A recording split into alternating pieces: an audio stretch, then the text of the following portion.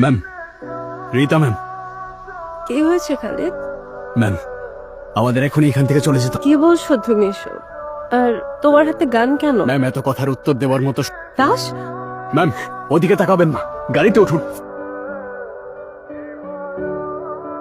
Ma'am চলুন, আমাদের দেরি হয়ে যাচ্ছে। আমি তোমাকে সে কখন থেকে জিজ্ঞাসা করে যাচ্ছি, কোনো উত্তর দিচ্ছ না কেন তুমি? ওই লোককে গুলি কেন করছো? আর ওই লাশগুলো কারা? ওরা অ্যাটাক করতে আসছিল আপনার উপর, মেরে ফেলতে আসছিল আপনাকে। আমাকে আমাকে কেন মারতে চাইবে? আমি তো কারো ক্ষতি করিনি। কিলারের ব্যক্তিগত কোনো শত্রুতা থাকে না ম্যাম। আর আমি যতদূর বুঝতে পারছি, আপনার ভাই ওদেরকে পাঠিয়েছিল। ভাইয়া? না না, ও তো আমার আপন ভাইয়ের মতো। বাবা মরে যাওয়ার পর ওরই তো ছায়া হবার কথা। সম্পর্কটা ততক্ষণই ছিল যতক্ষণ আপনার বাবা বেঁচে ছিলেন। এখন আপনার বাবা নেই, কোনো সম্পর্কও নেই। আর তাছাড়াও আপনার বাবার সবকিছুই আপনার নামে।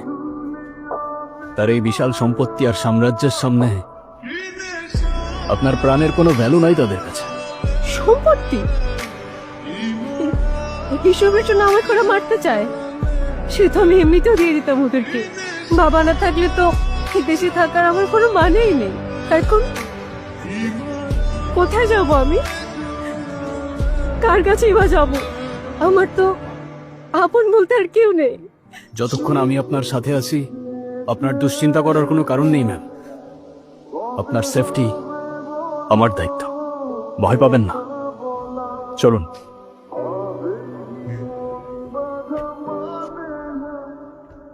মা, মা কোথায় তুমি? মা, বাবা, মা, মা, বাবা, কেমন আছো মা? তুই ঠিক না থাকলে আমি কি ঠিক থাকি বাবা? বলতো, তুই ঠিক আছিস তো বাবা? সব ঠিকঠাক আছে? হ্যাঁ মা। মা, উনি রিদিতা, আমার ক্লায়েন্ট এনায়েত সাহেবের মেয়ে। গতকাল রাতে ওনার বাড়িতে ওনার উপরেই অ্যাটাক হয়।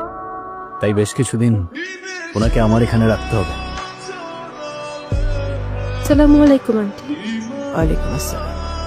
অসুবিধা নেই, তুমি আমাদের সাথে থাকতে পারো, এখানে নিরাপদেই থাকবে। আচ্ছা মা, তুমি ওনাকে নিয়ে যাও, আমি গাড়িটা পার্ক করে আসি। এসো।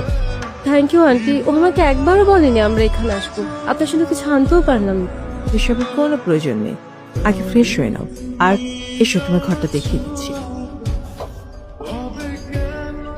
এসো। হ্যাঁ, আসছি। Ma'am, coffee. থ্যাঙ্কস। জানো, আমার ভাগ্যটা কতটা অদ্ভুত। যার সাথে দেখা করতে